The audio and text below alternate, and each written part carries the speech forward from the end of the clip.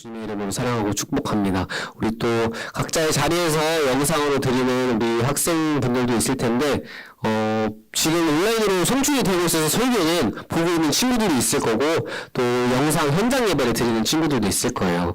우리 친구들도 각자의 자리에서 주님의 사랑으로 가족들과 함께 나아갔으면 좋겠고 우리 친구들도 우리 학생 여러분들도 오늘 명절이 이제 거의 끝물이지만 그래도 이웃들의 사랑, 가족들에게 그 주님의 사랑으로 잘 나아갔으면 좋겠어요. 자, 오늘 말씀은 주님의 거룩하심을 닮아라는 말씀을 가지고 설교 제목을 가지고 말씀을 전해줄 텐데 먼저 1절 말씀을 보기 원해. 1절 말씀. 자, 1절 말씀에 뭐라고 나와 있냐면 자, 우시야 왕이 죽던 해에 내가 본즉 주께서 높이 들린 보좌에 앉으셨는데 그의 옷자락은 성전에 가득하였고 라고 말해요.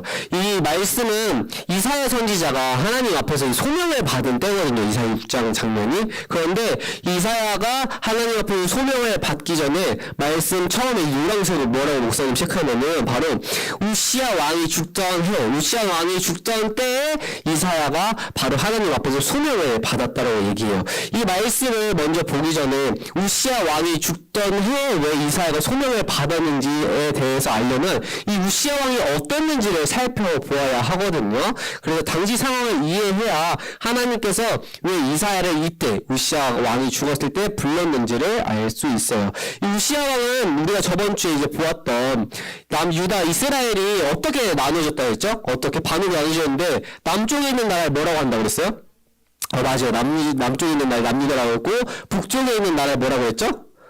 북이스라엘, 북유다가 아니고 북이스라엘, 남이스라엘이 아니고 북이스라엘, 남유다라고 했어요. 이 우시야 왕이 바로 남쪽 유다 나라의 10번째 왕이었어요. 10번째 왕. 그의 이름 우시야의 뜻이 뭐냐면 여호와는 강하시다라는 뜻이 우시야 왕의 이름이 여호와는 강하시다. 이 왕이 몇 살 때 왕이 되었냐면 바로 16살 때 왕이 되었어요. 우시야 왕이 16살 때 이제 왕이 되었더니 당연히 당시 이제 왕을 지키는 신하들이 있죠. 신하들 왕을 지키고 옆에 신하들이 옆에서 우리가 드라마나 광해나 요즘에 뭐 사극 잘 모르겠는데 목사님이 드라마 잘 안 봐서 아무튼 사극 같은 거 보면 왕이 있고 그 옆에서 얘기를 도와주는 신하들이 있잖아요. 왕이시여 이렇게 하면 안 됩니다 이렇게 하는 신하들이 굉장히 중요해요. 왜냐면 신하들의 얘기를 듣고 왕이 어떻게 판단을 내릴 수 있는 그 길라잡이가 되는데 이 16살 왕이 있다 보니까 신하들이 어떻게 생각하겠어요. 아니 나보다 나이도 어린 왕이 과연 잘 할 수 있을까? 이런 것들을 생각하게 되어요. 이 16살은 오늘날 나이로는 청소년 시기, 딱 청소년 시기의 나이대인데 이 청소년은 아동기부터 성인기로 바뀌어가는 이 단계거든요. 우리가 그 인지이론 중에 목사님도 심리를 좋아해서 심리도 전공을 했었는데 인지이론 중에 이제 뭐 유아기, 아동기, 청소년기, 성인기가 있는데 이 아동기에서 성인기로 바꿔가는 그 단계에 청소년기가 있어요. 청소년기. 이 청소년 때에는 이 신체적 성장이 자라나고 또한 자의식 발달과 긴장과 불안 등 다양한 것을 경험하게 되거든요. 우리 친구들이 이런 게 있어요. 이 청소년 시기에 중요한 것 중 하나가 우리가 막 중학교나 고등학교의 친구들이 여자애들이 아니면 남자들도 마찬가지인데 여자애들이 막 뛰어가다가 앞머리 날까봐 뭐 앞머리 가려서 뛰는 친구들이 있어요. 그게 왜 그러냐면 누군가 나를 볼까봐 이 앞머리가 열리면 내가 부끄러우니까 앞머리 잡고 뛰잖아요. 근데 정말 신기한 게 다른 사람들은 그걸 신경 안 쓰거든요. 근데 그 시기에는 이 세상의 주인공이 나라고 생각해서 모든 사람들이 나를 본다고 생각해. 그리고 내 외모가 그때는 좀 부자연스럽다고 생각해. 왜냐면 정말 부자연스러운 게 맞는 게 내가 골격이 자라나니까 뼈의 형태가 다 바뀌어서 얼굴도 조금 이상하고 또 형태가 자라나니까 조금 서툴러 보이는 게 있거든요. 근데 그게 진짜 사실이에요. 신체학적으로. 왜냐면 신체가 자라나다 보니까 얼굴이 그때는 조금 부자연스럽게 느껴지는 게 사실이야. 그래서 내가 이상하게 보이는 것 같고 또 이 세상의 중심이 나라고 생각해서 모든 사람들이 다 나를 본다고 생각해. 근데 우리나라 사람들도 마찬가지지만 세상 사람들은 다 남한테 별로 관심이 없어요. 나한테만 관심이 있지. 그래서 내가 뭘 입던지 그냥 입었구나 생각하고 별로 관심이 없는데 그때는 이 청소년 시기 아동기에서 성년기로 가는 그 청소년 시기에는 이 내가 생각이 자라나고 신체도 자라나다 보니까 이 불안과 이 스트레스 막 청소년기 사춘기도 온다고 하죠. 내 신체도 자라나고 호르몬도 바뀌다 보니까 이게 감정적으로도 신체적으로도 이 불안한 상태예요. 그래서 이때 이때는 어려움들이 많이 걱정. 학부모님들 우리 아이 사춘기 때 어떻게 잘 봐줘야 되냐. 오은영 박사님의 얘기를 듣기도 하고 영상을 보기도 하고 막 이러는데 그때 부모님의 역할도 중요하고 나의 역할도 중요해. 내가 왜 이러는지도 이해하는 거. 이렇게 자아에 대한 통합된 생각과 태도를 우리가 결정하게 되는데 이걸 우리가 흔히 알고 있는 자아 정체성이라고 하거든. 자아 정체성. 자아 정체성은 자신의 존재나 가치나 이미지, 삶의 방향들이 이 사회적 경험을 통해서 내가 공부하는 것을 통해서 이 성인기로 자라가는 그 시기 때 어떻게 내 삶의 방향성을 두고 내 가치관을 두고 나아갈지 결정하는 게 자아 정체성이에요. 그래서 이 심리학자 에릭슨이라는 사람인데 이 에릭슨이 청소년기는 미래를 준비하는 시기로 자아 정체성을 어떻게 확립하는가에 따라 이후의 삶에 많은 영향을 미치게 된다고요. 목사님도 목사가 되려고 결심했던 때가 바로 이 청소년 시기였어요. 목사님의 자아 정체성이 그때 정립이 됐고 그 자아 정체성을 중심으로 지금 현재까지 오게 되었거든요. 지금 우시야 왕은 이 청소년기에 자아 정체성이 확립이 되고 있는 시기였어요. 아직 되지 않은. 그러다 보니까 이 자신이 어떻게 삶의 방향성과 내가 왕으로서 어떻게 다스려야 할지 모르는 이 상황에 마주하게 되었고 왕들도 저 어린 왕이 우리 나라를 잘 다스릴 수 있을까? 우리 신하들과 백성들을 잘 관리할 수 있을까? 라는 이런 생각들에 불안하기 시작했죠. 왜냐하면 이 어리다 보고 가치관이 형성되는 시기다 보니까. 그런데 이 우시야 왕은 자기 이름이 아까 이름의 뜻이 뭐라고 그랬어요? 이름의 뜻이 여호와는 강하시다. 여호와는 강하시다처럼 하나님이 강하시기에 내가 하는 것이 아니라 분명히 하나님께서 해주실 것이니까 내가 하나님만을 의지하고 나아가야겠다라고 생각한 거예요. 즉 그의 자아 정체성이 세상의 가치관 속에서는 신하에게 뭘 물어보고 내가 책을 보고 16살인데 남들의 말에 귀가 흔들려서 어떻게 하지? 우리 나라를 어떻게 하면 좋을지 흔들리고 그 듣는 것보다 내가 가장 먼저 해야 될 것은 내 이름처럼 하나님이 강하시니까 이 강하신 하나님만을 의지해야겠다라고 해서 그의 자아 정체성이 하나님께 집중했어요. 하나님께. 그래서 이 우시아가 가장 먼저 했던 것은 하나님이 무엇을 원하실까? 이 나라에 무엇을 원하실까? 우리의 백성들, 하나님의 백성들이 하나님께서 선택하신 자녀들이니까 내가 이 백성을 잘 관리해야겠다. 그래서 이 약한 농민들을 마음 놓고 살게 하자라는 철학을 가지고 가난하고 배움이 부족한 농민들을 상대로 비리를 저지르는 관리들은 있으면 바로바로 처벌했어요. 옛날에도 농부들은 옛날에 이제 뭐 글을 알기도 어렵고 우리 조선시대 때는 양반들만 글을 알 수 있었잖아요. 그래서 농민들이 많이 약탈을 당했어요. 농사만 짓게 되니까. 옛날에도 마찬가지였거든요. 우시아 시대 때 왕도 이 농민들이 힘이 없는 존재였어요. 그런데 이 힘이 없는 존재로 관리들이 그 제 조세에 의해 뭐라고 세금을 부여하면 한 땅에 있으면 그 중에 쌀이 10개가 나왔어요. 10포대. 그럼 그 중에 관리에게 한 포대를 세금을 내야 된다고 하면 관리들이 요즘에 물가가 올랐어. 너네 5포대 갖고 와라고 해서 4포대는 자기가 갖고 나라에게 1포대 주고 농민에게 5포대를 주는 이런 식으로 해서 약탈을 한 거죠. 그를 모르는 상대로. 그런데 우시아 왕이 농민들부터 먼저 잘 살게 해야겠다 해서 이 관리들을 알아내서 처벌을 하기 시작했어요. 그러다 보니까 이 비리들이 사라지게 되었고 농민들이 수확량이 더 올라가게 되는 거예요. 왜냐하면 내가 이전에 아무리 농사를 잘하면 잘하는 족족 관리들이 다 가져가게 되었는데 우시아 왕이 이거를 확인했고 개혁을 해서 이제 농민들이 농사를 잘 지은 만큼 자신이 가져갈 수 있게 되니까 오히려 농민들이 열심히 농사를 짓게 되어서 지은 만큼 가져갈 수 있게 되어서 그러다 보니까 수확량이 높아지게 되었어요. 수확량이 높아지고 나라의 재산들이 점점 쌓여 나가게 되었어요. 그리고 저번 주에 말했던 것처럼 원래 이스라엘이 강한 나라라고 했잖아요. 강한 나라. 그 다윗과 솔로몬 이후로 굉장히 강한 나라였는데 그들이 남유다 북이스라엘 분단되었던 것처럼 분단되니까 이 남유다의 힘도 약해지게 된 거예요. 그래서 우시아 왕이 이제 우리 농민들이 잘 살게 되었으니까 이제는 우리가 국방력을 강화하자. 국방력. 나라의 힘이 경제의 힘이다. 나라의 국력이 우리나라의 힘이다라고 생각해서 그래서 이제 나라의 국방력을 강화시키기로 했어요. 청년들을 모아놓고 군사훈련도 시키고 또한 새로운 무기도 개발했어요. 새로운 무기. 왜냐면 무기를 잘 개발하면 전쟁에서 싸울 때 또 이길 수 있는 승리 확률이 올라가기 때문에 그래서 이 전쟁을 잘 준비해서 나라의 힘을 키웠어요. 나라의 힘을 키우는 게 왜 중요하냐면 우리나라도 오늘날 국방력을 키운다고 하잖아요. 국방력을 키우는 게 굉장히 중요해요. 왜냐면 우리가 1편으로 단편으로 보면 우리 러시아와 우크라이나 싸움이 있죠. 우크라이나를 왜 러시아가 점령하려고 우크라이나를 이제 크림반도라고 해서 거기 안에 뭐죠? 그 나라의 요점지가 돼요. 그 유럽이랑 러시아를 가로지르는 그 군사적 요충지 같은 건데 러시아가 그렇게 자신의 국방력을 사용해서 우크라이나를 가지려고 하는 게 이게 이권 싸움이에요. 이권으로 자신이 취득을 해야 더 경제적으로 이득이 되기 때문에 그래서 이 우크라이나를 그렇게 점령하려고 하는 거예요. 근데 우크라이나를 왜 공격했어요? 자기네 나라가 더 강하니까 우리 러시아 국방력이 훨씬 우크라이나보다 강하니까 오늘날도 마찬가지로 국방력이 약하면 무시를 당하게 돼요. 그래서 우리나라도 계속 국방력을 키우는 이유는 우리나라 현재 지금 어떤 상태예요? 우리나라가 지금 현재 어떤 상태예요? 휴전 상태가 뭐냐면 전쟁 상태라는 거예요.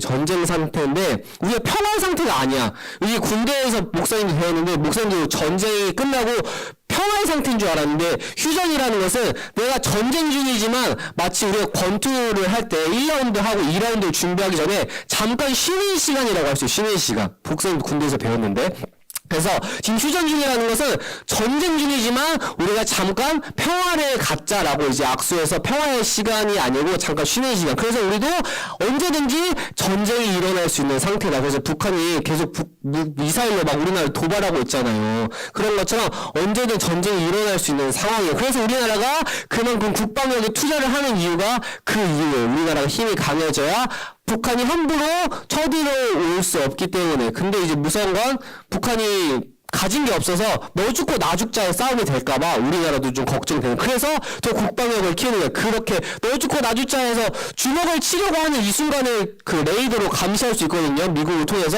이렇게 주먹을 딱 때리려고 하는 순간 우리가 알면 피할 수 있잖아요. 그래서 지금 그 작업을 위해서 국방력을 키우는 거야. 내가 맞으면은 이제 너 죽고 나 죽자의 싸움이 되면 우리나라 이제 진짜 큰일 나는 거야. 북한도 남한도. 그래서 지금 국방력을 키우는 이유가 그거예요. 그래서 우시아 왕도 당시에 국방력을 키웠어요. 왜냐면 다른 나라에게 점령당하지 않기 위해서. 그래서 국방력도 강해지고 농민들로 인해서 재산이 쌓여가다 보니까 자연스럽게 어떻게 되냐면 나라의 힘이 강해지게 되는 거예요. 나라의 재산들이 많아지게 되고 국방력도 강해지니까 다른 나라들이 야 여기 저기 남루다 뭐야 별 볼 일 없는 나라인 줄 알았는데 저기 나라 힘이 이렇게 세졌지? 야 저 나라가 지금 새로운 무기도 개발했고 나라의 힘이 세졌으니까 우리가 함부로 저 나라를 무시하고 싸우면은 우리가 질 수도 있겠다. 오히려 저 나라가 우리를 쳐들어오면 우리가 힘들 수도 있으니까 우리가 남유다 우시아 왕에게 찾아가서 우리가 평화협정을 맺자라고 해서 갑자기 다른 나라들이 오히려 남유다에 찾아와서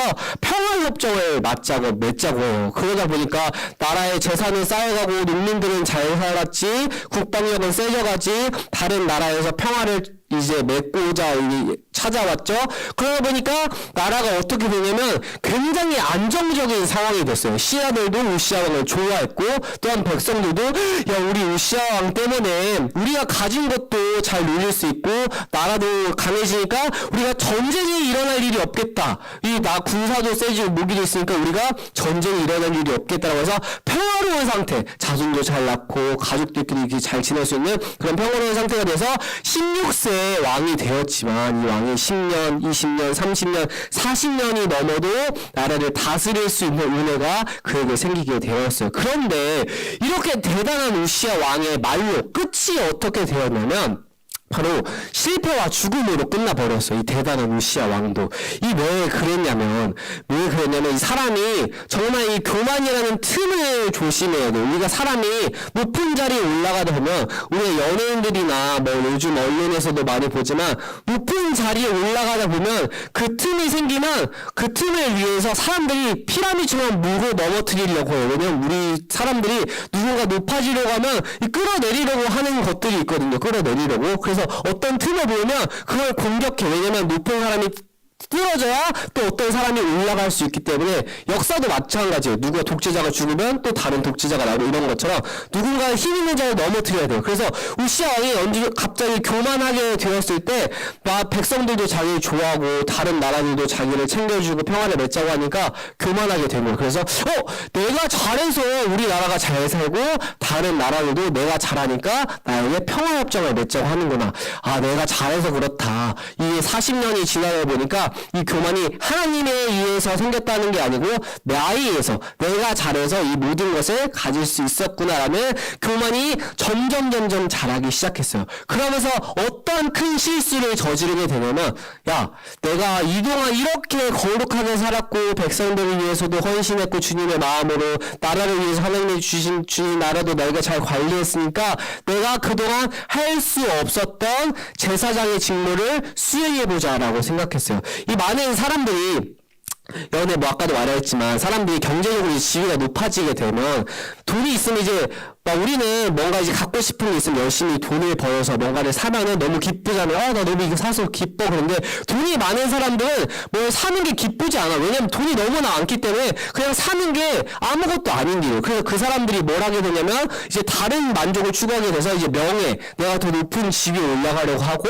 또 그것도 만족이 안 되니까 이제 마약이란 것들, 마약이나 음주나 뭐 남자는 뭐 여자 또 여자는 남자를 가지고 가는 다른 그런 하지 말라는 죄의 습성을 따라가요. 그런 다른 것들의 쾌락을 따라가요. 근데 이 우시아도 자기가 하지 말라고 해요. 사람들은 그 죄의 습성을 따라가거든요. 자신이 교만하게 되면. 그래서 나라에서 하지 말라는 뭐 마약이나 이런 것처럼 이 우시아도 갑자기 하지 말라고 하는 거. 내가 왕이라서 그 모든 걸 다 할 수 있었는데 우리가 봤을 때 그 하지 말라고 하는 거 안 하면 되는데 내가 다 할 수 있는데 왜 내가 이걸 못하지? 라는 생각이 들게 돼. 세상 사람들도 마찬가지로 내가 모든 걸 갖게 되면 내가 못하는 게 뭐 있지? 나라에서 금지시키는 마약. 왜 못해? 나 하고 보고 싶은데 나 해야겠다라고 하면서 돈 많은 사람들도 그런 식으로 이제 명예나 마약이나 이렇게 빠지게 되는 거예요. 연예인들이 그렇게 쓰러지고 넘어지는 이유가 그거예요. 다 갖게 되었더니 내가 갖지 말라는 거 왜 못 갖지? 우리는 생각하잖아요.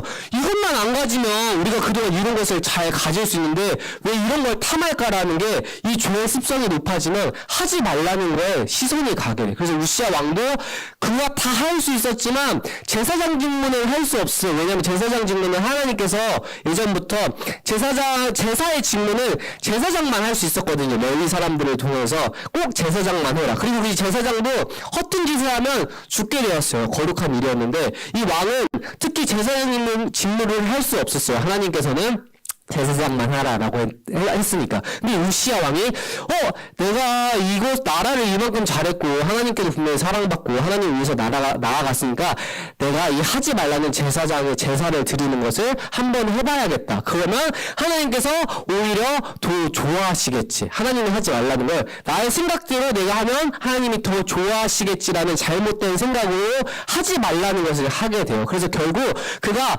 제사장의 직무를 따라서 제사를 드리는 일을 하거든요. 하나님께. 그 순간에 그가 어떻게 되냐면 제사를 드릴 때 갑자기 이제 문둥병이 걸리게 되었어요. 문둥병. 우리나라는 이제 한센병이라고 얘기하는데 한센병은 이제 난치병 같은 일이죠. 옛날에도 이제 문둥병이 치유할 수 없는 일이었고 이제 전염이 된다고 생각했기 때문에 문둥병에 걸리면은 그 사람에게 격리시켰어요. 격리시켜서 혼자 살도록 하고 예수님 시대 때는 이제 문둥병들이 모이면 그 문둥병들이 모여서 사는 곳들이 있어. 사는 곳. 그래서 그들이 모여놓고 살게끔 해서 이제 치유되면 제사장한테 보고 너 치유됐네 다시 집으로 돌아가라고 이제 허락을 받아야 했거든요. 이것처럼 문둥병에 걸려서 갑자기 제사를 드리는 순간 문둥병에 걸려서 요시야 왕이 격리를 당하게 됐고 그 격리된 과정 중에 혼자 외롭게 죽게 되었어요. 그가 그동안 잘 살아왔는데 하나님이 하지 말라고 했던 단 하나, 제사 드리는 거. 내가 왜 드릴 수 없어? 나도 드릴 수 있어. 내가 하나님께 얼마나 잘했는데 나도 해볼래 라고 하는 그 순간에 넘어지게 되었고 이게 죽게 되었어요. 자, 이 요시야 왕이 그동안 어떤 왕이라고 했어요? 40년 동안 나라를 잘 다스렸고 부강을 해서 백성들도 신하들도 모두 요시야 왕을 믿었어요. 왜냐면 요시야 왕이 우리를 지켜주고 나라를 지켜줬으니까. 근데 이 왕이 갑자기 제사를 드렸고 하나님의 말씀을 거역했더니 어떤 병이 걸렸다고요? 문둥병. 문둥병은 당시에 하나님이 죄가 엄청난 큰 죄가 있어서 저주를 주는 하나의 죄의 결과라고 생각했거든요. 근데 이 왕이 저주의 결과로 걸려서 죽게 되니까 백성들과 신하들이 굉장히 불안에 떨었어요. 야, 저 요시야 왕이 죽었어. 이제 우리는 어떡할까? 다른 왕이 넘어가서 우리의 재산을 그동안 우리를 지켜준 재산을 약탈해가면 어떡하지? 비리 관리들이 다시 비리를 저지르면 어떡하지? 아니야. 그 전에 우리의 왕이 죽게 되었으니까 다른 나라에서 우리를 분명히 공격할 거야. 우리가 가진 게 많고 우리 좋은 무기들이 있으니까 그거를 지금 공격해서 우리를 빼앗고 짓밟고 무기들을 가져가서 우리를 노예로 삼거나 우리의 모든 것을 가져갈 거라고 하면서 불안에 떨었어요. 그래서 이 순간에 이사야가 하나님 앞에 나간 거야. 하나님, 지금 이것을 어떻게 하면 좋을까요? 우리의 왕 우시야 왕이 죽게 되었는데 지금 우리가 어떻게 하면 좋을까요? 제발 도와주세요. 우시야 왕이 죽어서 우리 너무 불안해요. 백성들도 불안해하고 신하들도 불안해하고 저주터도 불안해요. 어떻게 해요? 라고 하면서 예수님 앞에 나아갔을 때 그때 바로 예수님이 오늘 말씀을 주신 거예요. 오늘 말씀에 이렇게 우시야 왕이 죽던 때 나아간 거죠. 그 상황에 죽게 되니까 너무 불안해서 이사야가 주님 어떻게 하면 좋을까요? 라고 기원의 이 순간에 갑자기 하나님의 영광을 인지하고 그래서 내가 본즉 주께서 높이 들린 보좌에 앉으셨는데 그의 옷자락은 성전에 가득했다. 이 기원의 중간에 환상을 본 거거든요. 이사야가 이사 선지자가 이 걱정된 마음으로 기도하다가 환상을 보게 되었는데 갑자기 보니까 내가 이제 이사야 내가 본즉 높이 들린 보좌에 하나님이 보좌에 앉으셨는데 그때 옷자락이 성전에 가득했다. 하나님의 옷이 성전에 가득했다는 말은 야 이사야야 너가 지금 우시야가 죽어서 불안하지 너희들이. 근데 잘 생각해봐. 우시야가 그동안 잘 다스릴 수 있었던 것도 군사력이 강해질 수 있었던 것도 오랫동안 통치할 수 있었던 것도 바로 우시야가 한 게 아니고 내가 한 거야. 그런데 너가 뭘 불안해하니? 걔가 했던 것을 잘해왔지만 결국 그의 말로가 어떻게 돼서 죄를 짓고 넘어지게 되었잖아. 그런데 그 모든 것을 허락한 게 나이기 때문에 너는 걱정할 일이 없어. 이 나라의 옷자락이 가득할 텐데 내가 모든 것을 다스릴 거니까 걱정하지 마 라고 하나님이 이사야에게 이렇게 보여주신 거 환상을. 내가 이 모든 걸 다스리고 있다. 하나님의 옷이 이 나라를 덮고 있다라는 걸. 그러면서 이제 그 다음 장에 스랍이라고 나오죠. 스랍이 바로 천사거든요. 천사의 모습들이 나와서 천사가 어떤 모습들이 이제 나와 있고 또 그 스랍들이 관해서 하나님의 모습 천사들의 모습이 나와서 그들이 갑자기 2절에서 천사들의 모습이 나온 다음에 3절에서 이제 선포를 어떻게 선포하냐면 천사들이 선포하는 거예요. 서로 불러 이르되 거룩하다 만군의 여호와여 그의 영광이 온 땅에 충만하도다 하더라 라고 천사들이 이 모습 환상을 보다가 이 스랍이 천사인데 천사들의 모습이 어떤지 나왔고 이 날개가 6개거든요. 그래서 날개 6개인데 가운데 날개는 펼쳐있고 한 날개는 눈을 가리고 한 날개는 다리를 덮어놓은 이 천사들이 갑자기 서로 이르면서 거룩하다 만군의 여호와여 그의 영광이 온 땅에 충만하도다 하더라. 이렇게 이 모든 것들이 하나님의 영광을 임한다. 즉 우리가 해야 될 것은 거룩해야 한다는 것을 말하는 거룩해야 한다. 천사들이 천사 찬송을 돌리면서 우리의 중심은 거룩해야 함을 얘기하고 있어요.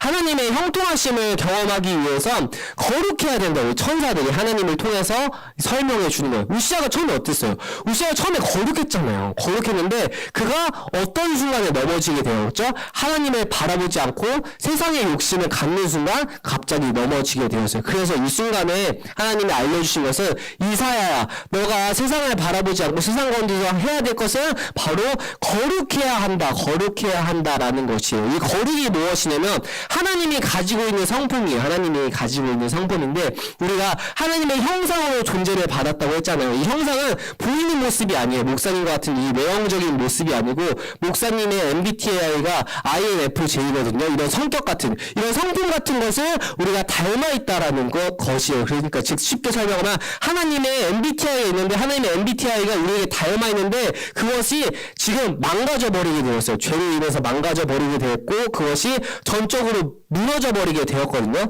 그런데 이 형태가 다 사라져 버린 게 아니라 예수 그리스도를 통해서 다시 회복할 수 있는 능력이 있어요. 회복할 수 있는 능력이. 그래서 우리가 이 하나님의 거룩하심을 회복하기 위해서는 바로 예수 그리스도의 능력이 필요해요. 우리가 거룩하기 위해서는 예수님의 능력이 필요한데 그래서 레위기 19장 2절에서는 이렇게 설명하고 있거든요. 여기 29장 2절에서 우리 주보에도 나와 있는데 너는 이스라엘 자손의 온 회중에게 말하여 이르되 너희는 거룩하라 이는 나 여호와 너희 하나님이 거룩함이니라 라고 이렇게 얘기해요. 이 말이 뭐냐면 하나님이 거룩하시기 때문에 우리도 거룩해야 한다는 것을 얘기해요. 원래 우리에게 하나님의 성품 거룩함이 있었는데 그게 죄로 인해서 망가지게 되었고 예수님으로 인해서 그걸 회복할 수 있는 은혜가 우리에게 내려지게 되었거든요. 즉 우리의 거룩함을 회복하기 위해서 예수님이 필요하다는 뜻이에요. 예수님이. 왜냐면 이스라엘 백성들은 스스로 거룩하려고 노력을 했어요. 십계명을 통해서. 그런데 십계명을 통해서 그들이 보여준 것은 우리 스스로가 할 수 없다는 한계를 보여줬거든요. 그래서 예수님이 이 땅에 오신 거예요. 너희가 할 수 없으니까 예수님을 통해서 나아가야 한다. 이 거룩함은 히브리어로 이제 카도시라는 뜻인데 이게 오늘날 뜻으로 이제 풀어보면 깨끗하다는 뜻이에요. 거룩함이 깨끗함. 그리고 깨끗함이고 또 성경을 통해 찾아보면 구별되고 분리되었다는 뜻이에요. 즉 거룩하다는 뜻은 하나님을 통해서 세상과 구별되고 분리되어야 한다는 뜻이에요. 우리가 거룩하다는 뜻은 하나님을 닮아서 세상의 가치관 속에서 사는 것이 아니라 하나님의 말씀대로 살아야 한다. 즉 거룩하지 않았을 때 우리가 세상 가운데 죄로 넘어진다. 즉 우시아 왕처럼 우시아가 처음에는 구별되고 거룩했어요. 구별되고 분리돼서 세상과 구별되고 분리됐는데 그가 갑자기 세상에 집중하는 순간 세상에 구별되고 분리된 것들이 갑자기 사라지고 죄에 빠지면서 그 거룩함이 사라지게 된 거예요. 그래서 하나님의 은혜와 형통을 경험하지 못하고 죄로 죽게 된 것이죠. 우리가 말씀을 통해서 기억해야 할 것은 우리가 세상과 구별되고 분리되어야 되거든요. 거룩해야 하면. 그렇다는 것은 결국 우리가 예수 그리스도 안에 거해 있어야 돼요. 우리 스스로가 할 수 없다고 계속 얘기했잖아요. 이스라엘 백성이 보여줬던 것처럼 우시아 왕이 거랬던 것처럼. 그래서 우리가 필요한 것은 바로 예수님의 존재가 필요한데 우리가 예수님 안에 거해 있어야만 거룩해질 수 있고 하나님의 형통하심을 경험할 수 있어요. 그리고 우리가 예수님 안에 거한다는 것은 말씀과 기도를 통해서 주님과 항상 대화한다는 뜻이에요. 이게 우리가 기도를 주님과 대화한다고 하잖아요. 기도를 통해서 주님과 대화하고 말씀을 통해서 주님의 음성을 듣는 거죠. 그렇게 주님 안에 거해 있어야만 우리가 거룩해질 수 있다라는 뜻이 바로 오늘 말씀에 나와 있고 우리도 충분히 예수님을 통해서 거룩해질 수 있는 능력이 있다. 왜냐하면 우리는 그 거룩함을 닮아서 지음을 받았기 때문에 우리 안에 있는 이 거룩함이 예수 그리스도를 통해서 드러날 수 있다라는 게 바로 오늘 말씀의 내용이에요. 알겠죠? 이것을 우리가 기억하고 나아갔으면 좋겠어요. 우리가 거룩해진다는 것은 온전히 예수님의 능력과 은혜가 필요하다. 그래서 나의 안에 거하라 라는 뜻은 주님 안에 거해서 주님의 은혜로 나아갈 때 우리가 주님의 형통하신 가운데 우시아 왕같이 말려 넘어지는 것이 아니라 오늘 주님의 은혜와 사랑으로 나아갈 수 있다는 것을 기억하고 그것을 한 주간 믿고 나아가는 우리 동산의 모든 고등부 공동체가 되길 주님의 이름으로 소망하겠습니다. 알겠죠? 목사님의 설교 조금 길었는데 그 내용을 잘 기억하고 있으면 좋을 것 같아요. 자, 그러면 말씀을 위해서 잠시 기도하고 우리 결단 찬양 나의 안에 거하라를 찬양하도록 하겠습니다. 기도할게요.